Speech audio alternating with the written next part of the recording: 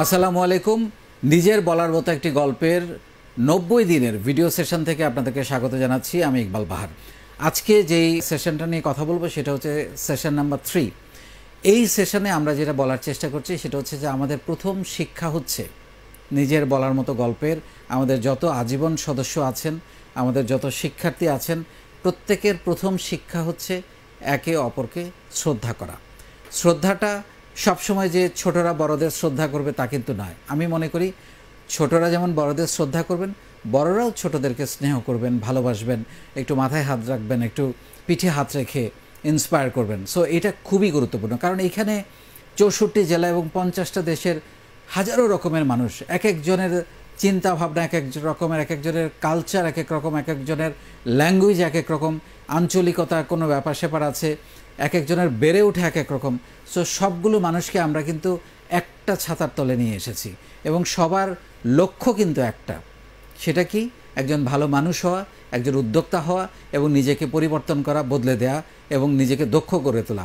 So যেহেতু আমাদের লক্ষ্য একই এবং আমাদের আমব্রেলা হচ্ছে নিজের বলার মতো একটা গল্প, সো এই সব কিছু মাথায় রেখে আমি মনে করি আমাদের প্রথম শিক্ষা হচ্ছে আমাদের সবাইকে সম্মান করতে হবে, ভালোবাসতে হবে, স্নেহ করতে হবে।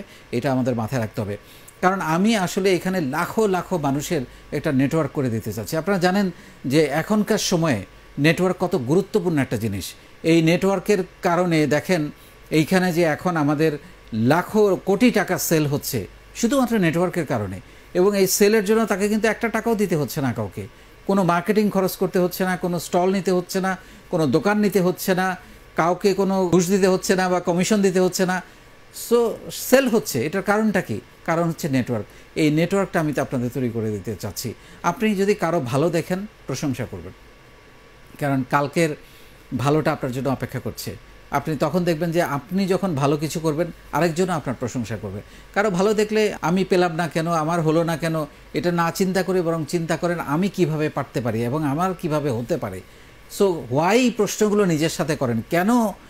কেন পারলাম না, কেন আমাকে দেয়া হলো না, আমার মামা নাই, খালু নাই, এগুলো চিন্তা করে কোনো লাভ নেই। এখন পৃথিবীটা হচ্ছে প্রতিযোগিতার জায়গা। এখানে কারো মামা খালু লাগে না, মেধাটাই হচ্ছে আসল। প্রতিযোগিতাটা করেন নিজের সাথে। আরেকজনকে দেখে, আরেকজনকে চিন্তা করে, আরেকজনকে মাথায় রেখে প্রতিযোগিতা করার বা আফসোস করার বা দুঃখ পাওয়ার কোনো কারণ নেই। সবসময় একটু নিচের দিকে তাকাবেন যে আমি আরও অনেক হাজারো লাখো কোটি মানুষের চেয়ে ভালো আছি। আমার শরীরের প্রত্যেকটা অঙ্গ আছে। অনেক মানুষের কিন্তু শরীরের সবগুলো অঙ্গ নাই। আপনারা আমাদের শোতেই দেখেছেন, অনেককে আমি এনেছি, তারা কি দুর্দান্ত কাজ করছেন। অথচ আমাদের আল্লাহ কি অসীম রহমত, আল্লাহর কাছে শুকরিয়া আদায় করার জন্য যে আমাদের সমস্ত শরীরের অঙ্গগুলো আল্লাহ দিয়েছেন, যেগুলোর সদ্ব্যবহার করে আমরা যে কোনো কিছুকে জয় করতে পারি। কিন্তু আমাদের দোহাই হচ্ছে অজুহাত। হ্যাঁ, আমি নিজে কোনো কাজ করি না, আরেকজন ভালো কিছু করলে আমরা হিংসা করি। সো আমি মনে করি আপনাকে যদি কেউ হিংসা করে, ধরে নেন যে আপনি যে ভালো কাজ করছেন সে সেটা দেখে ফেলেছে, এবং আপনি যে বদলে যাচ্ছেন, আপনি যে এগিয়ে যাচ্ছেন, এই ব্যাপারে কোনো সন্দেহ নাই।